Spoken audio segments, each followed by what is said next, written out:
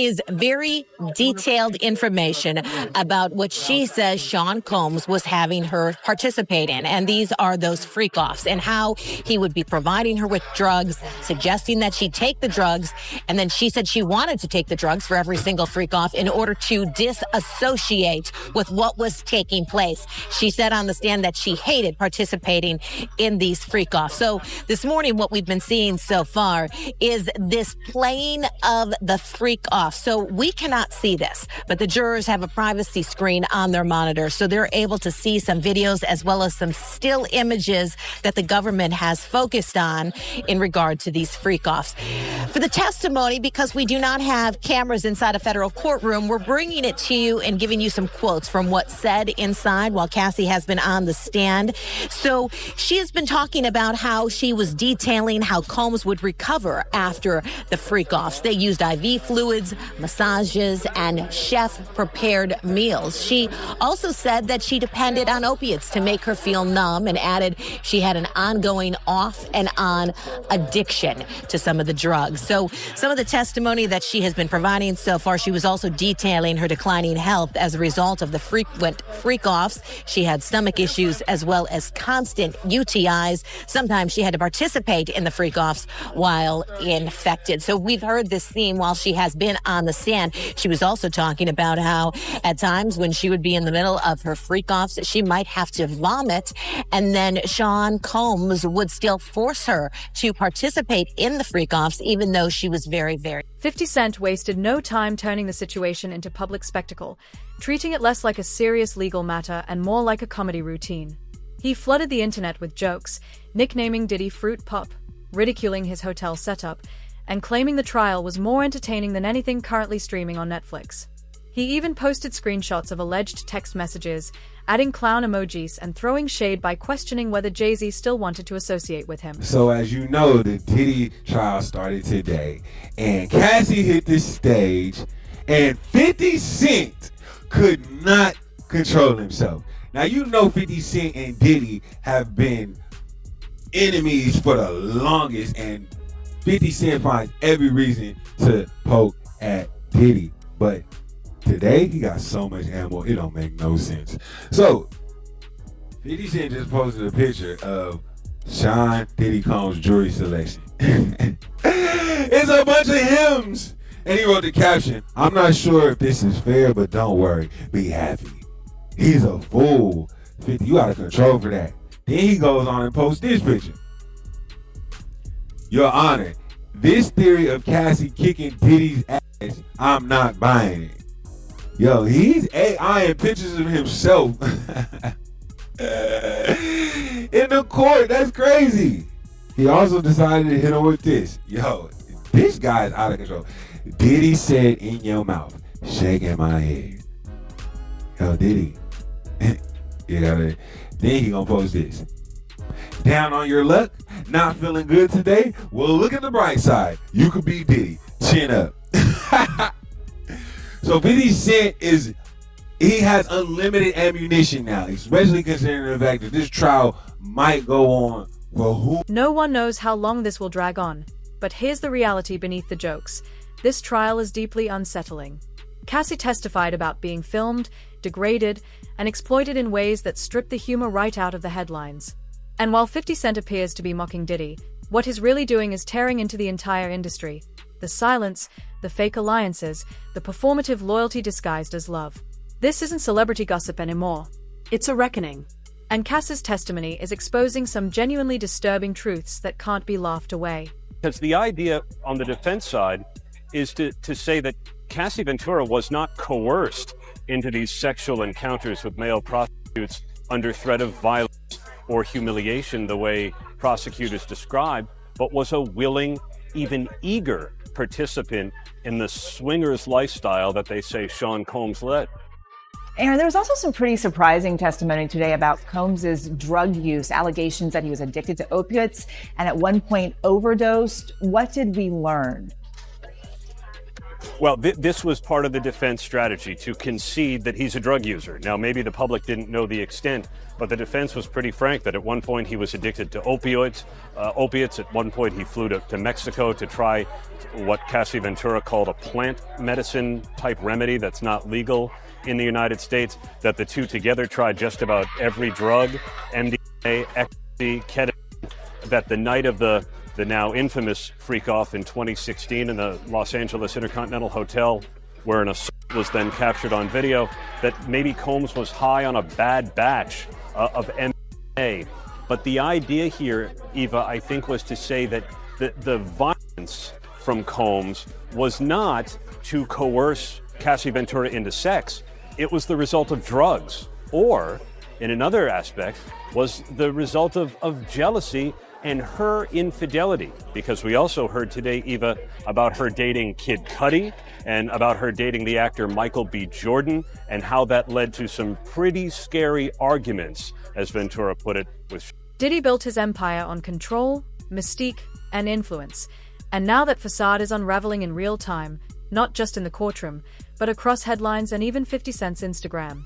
When Cassie took the stand, the room reportedly fell silent.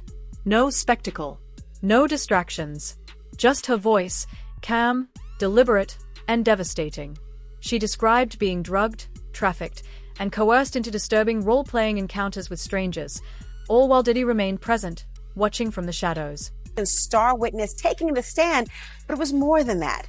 It was how Cassie took that stand. You could hear a pin drop when those doors opened, and a visibly pregnant Cassie Ventura walking past a man she had not seen in 6.5 years. A man she says violently abused her for a decade. A man the prosecution said trafficked her. Well, she sat across from him, placed her overcoat behind her, turning her body slightly toward the jury, rubbing her pregnant belly throughout her testimony. Diddy, well, he was more fidgety than he was the day before. He was passing notes. He pushed himself away from the defense table and largely sat like that. They never seemed to make eye contact with one another, not even after she was crying about having loved him once and planning and participating in these freak-off sex parties because she feared him and she wanted to make him happy, but feeling worthless, feeling disgusting because she didn't want to do it.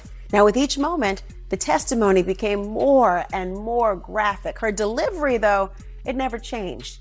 It was matter of fact, steady, calm. At times, she was even critical of herself, walking us all through how a 10-album record deal came over a 10-year period of abuse and sexual humiliation. And once you hear Cassie's testimony, you'll understand why the courtroom was so tense. She described the freak-offs in lurid detail. She testified about Diddy, who she called Sean, choreographing it all. And she explained a pattern of physical abuse that she could not escape. Cassie told the jury about one freak-off at a hotel where Diddy told her to get into an inflatable pool filled with warm baby oil. The prosecutor asked, "What concerns did you have about not getting into the pool with baby oil?" Cassie responded, quote, that, amongst other things, just his temper. If that is something that he wanted, Sean wanted to happen, that what was going to happen. And this wasn't a one-time incident. It was a pattern. There were lights, wigs, and cameras, staged like a warped music video no one ever asked to see. Meanwhile, 50 Cent was watching it all unfold from his phone, popcorn in hand, firing off posts every few hours as if the trial were episodic entertainment, while the testimony revealed something far darker beneath the surface. He's like, yo, certain things they let it go by because it's Puff. Like they would look, like he would say stuff, and it's like he wasn't like in the closet, he was like in the hallway. Now you see so much shit that you go, wait. No, this was visible, guys. He was in the hallway. We saw the video. We saw that video. It comes out later. You're like, that's not the closet. That's the hallway. He didn't give a fuck. Like, you can tell that he was already... Nah, New York is dope. Because when Fab, he was like, yo, Fab, we ain't party. Fab was like, nah, we partying tonight. He's like, no, like, but he didn't party. Yeah. And I'm like, yo, they let that one go? Like, I had to say something about it later because I was like, oh, it was fair. What does it feel like all these years, you being the only one calling this out? I look like I've been the crazy guy for a long time. They said you're a hater. They said you're crazy. You're do this. Yeah, and now everybody's complaining. My is hurting. There's all this shit that's coming. 50, you can't make jokes about it. No. The internet might come for you, bro. All I'm saying is, it might come for you. You see it now. All of these complaints. People were damned. They were and pillaged. This is what was going on, right? And what do I get for I went through years of a hater. You're a hater. You want this and that. I'm just watching. Like, I look at things and go, when you see the new lawsuit coming with Jay, the part with Jay, I go, oh shoot, like. Then I think about it, I go, that had to be there. So when I was saying that he was missing, he just wasn't actively being out there because they was dealing with that. Wait, do you think there's truth to the Jay thing? There's no way. Like that, look, But the jokes were only part of it. 50 shifted his focus to the people still orbiting the situation, openly questioning why Jay-Z continued to keep his distance from accountability while remaining close to Diddy. He also called out other powerful figures who chose silence over responsibility. "Y'all knew what was going on," he wrote, implying that much of the industry looked the other way until evidence made denial impossible. While Jay-Z's long-standing association with Diddy has sparked online speculation, 50's real target was a culture of quiet complicity that shields power for far too long. And alleging she was raped by Jay-Z and Sean Diddy Combs can remain anonymous.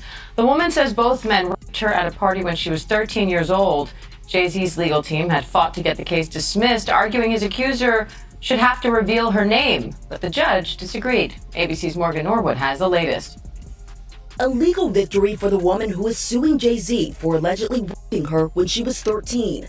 A federal judge ruling the woman can proceed with the case while remaining anonymous, at least for now, but the judge also chastising the lawyers representing Jay-Z, accusing them of trying to fast-track the judicial process by repeatedly filing motions to reveal the identity of the Jane Doe to have the case dismissed. The judge writing in a 5-page brief that the Carter's lawyers' relentless filing of combative motions containing inflammatory language and ad hominem attacks is inappropriate, a waste of judicial resources, and a tactic unlikely to benefit his client. The court will not fast-track the judicial process merely because the counsel demands it. This latest legal twist coming after the recently filed civil lawsuit by Jane Doe, claiming that Jay-Z, whose real name is Sean Carter, and P. Diddy, drugged and raped a 13-year-old girl at an after-party after the MTV Music Awards in 2000, while an unnamed celebrity watched. Jay-Z has vehemently denied all the allegations, putting out this statement 2 weeks ago, writing in part, "This is a blackmail attempt." The multi-platinum artist, who was 30 at the time, now a business mogul with decades of hits to his name, with songs like Run This Town. This is Rock Nation, pledge your allegiance. His attorneys have denied everything about Jane Doe's account and pointed to some alleged inconsistencies in her story. It's not just that this story is a lie and that it's not true. It's provably, demonstrably false. This never happened. The judge writing that while Jane Doe can remain anonymous for now, she may be required to reveal her identity at a later date to allow Jay-Z's lawyers to collect facts necessary to prepare for trial. Oftentimes, when someone is accused of a crime like this, the accuser doesn't want to be named, and if they are forced to be named, we have seen certain people decide to drop the lawsuit altogether. Morgan Norwood, thank you. And Tony Busby, the lawyer representing Jay-Z and Diddy's accuser, says in a statement to ABC News, quote, "I will say that the coordinated and desperate efforts to attack me as counsel for alleged victims are falling flat.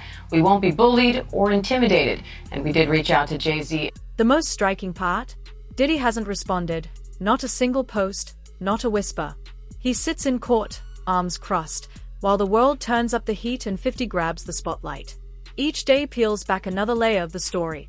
Cass's testimony shook the courtroom, but 50 made sure the world felt every word. While Diddy's team tries to frame it all as messy, complicated relationships, 50 is making one thing crystal clear. Fruit Pop, your era is over, and everyone is watching it unravel. Puff Daddy, P. Diddy. Yeah. Did he do it, right? Yeah. I know He did you've been heavy on social media talking about it. He did it. And I'm the only one who's been vocal about this long before it actually Oh, you've been saying this for a long time now, and then no one was, they're just, why is he saying this? And now it's coming out like crazy. I mean, but I also didn't participate. I also didn't go to those parties. Yeah. So a lot of the celebrity culture that you don't hear saying anything is because they participated to a degree. Was there a reason you never went to those parties back in the day? Obviously, I know what was going on there, but is there a reason you never did? I'm just not with all that freaky shit. Like all of the stuff that he's doing, I'm not into that type of stuff. I'm just a little more, maybe you could say basic or normal. You go into the 90s, and Kiki D said he paid him to kill Tupac. Yeah. It's a little, like, you get the craziest accusations. You had TMZ created a docuseries, they went to Tubi, but the series is saying the downfall of Diddy. Now let's talk about the real circus, the freak-off rooms. And now we're learning about the supplies that were apparently used in the freak-offs. Again, the star witness is Cassandra Ventura. She and Diddy were in a relationship for 10 years. It ended in 2018. Cassie sued Diddy in 2023, and he settled that suit the very next day. That lawsuit was a major spark to the story that has brought us to what's playing out in court right now. This week, we heard Cassie tell her story to the jury. She says that Combs beat her, berated her, and forced her to take part in what has been called freak-offs. They're alleged drug-fueled sex parties involving escorts. Cassie said they were mentally and physically exhausting. She claimed that the freak-offs often left her with sores, UTIs, and needing IVs to recover. The jury has seen pictures of injuries from the relationship, Cassie says, like bloody lips and black eyes that she claims that Diddy gave her when they were together. The jury has also seen a video of Diddy assaulting Cassie in the hallway of an LA hotel in 2016 that was leaked to CNN. That's been seen by millions of people. That video, Cassie testified, shows her trying to escape a freak-off party. Now, the jury has also heard testimony from Cassie about the physical toll that she said freak-off parties had on her. This is an exchange from the transcript. When she was speaking with the prosecution, she said, quote, "Occasionally, I would get sores on my tongue from the freak-offs, the taking drugs, substances, and just friction in my mouth." She says that friction wasn't just from oral sex, but also from having her mouth on things covered with oil and other lubricants. The jury, we know, has seen an image from the freak-offs, but we don't know what that image really looks like. Our reporter, who has been in the courtroom every day, says it was only shown to jurors. It was not shown to those who have been sitting in the gallery. The defense, in its cross-examination, has been having Cassie read dozens of text messages that she and Combs sent to each other during their relationship. Messages like this one, trying to show that she was a willing participant in the freak-offs. Combs asks, quote, "When do you want to freak off, LOL?" And then Cassie replies, "LOL, I am just going up to change and put my ring in. I just picked it up. I'm always ready to freak off, LOL, LOL." The defense is trying to paint Combs and Ventura's relationship as one that was far more loving and consensual than Cassie's testimony presented thus far, and also prove that she wasn't forced to be part of the freak-offs, but she was a willing participant, and beyond that, she often organized them, they say. That she was the one who contacted the escorts often and... Cassie revealed that Diddy maintained a strict, almost obsessive checklist. French-tipped nails, body waxing, wigs lined up and ready, sometimes paired with masks, other times with stripper heels and leather. Diddy acted like a director, orchestrating the lighting, controlling camera angles, even distributing baby oil as if it were a spa treatment. But this wasn't some playful fantasy. For Cassie, it was a nightmare, a carefully constructed prison disguised as performance. Want to keep your personal life and your professional life separate, but here's an instance where it's one and the same. And so now you've got the cycle of violence where you have a violent incident, then I would assume, because that's usually how it goes, the perpetrator, Diddy in this case, would be like, "I'm so sorry, I didn't mean to do it. Oh my gosh, the flowers, the jewelry, all the other things. I really love you. This is never going to happen again." And of course, the survivor, because they are in love with the person, continues in the relationship. And then there's a period of peace. It could be months, it could be weeks, it could be a day. It all varies based on the relationship. And again, over time, that cycle gets tighter and tighter, where more violent events start to happen in a shorter amount of time versus maybe in the beginning of the relationship where there might be a violent incident and then the next one hypothetically could be a month later. So the cycle is basically the violent event, apologies, a honeymoon period, a buildup, and then another violent incident. And so she's been testifying about how he's brutalized her, but then again, you see them out on the red carpet, you see, her with jewelry and cars and all of these things, which is basically kind of like blood contributions, right? Because he's trying to get her to stay with him and obviously not report and not tell everybody his business. And again, a lot of this we saw in terms of the lawsuit, how quickly he settled, because he knew what was all going to come out. And he knew once the public started to hear about this, this was going to be very destructive for him. And of course, the law enforcement investigation really took it over the top. So I think this is going to be very much centered on the battered person's experience and having those experts really explain to the layperson how these types of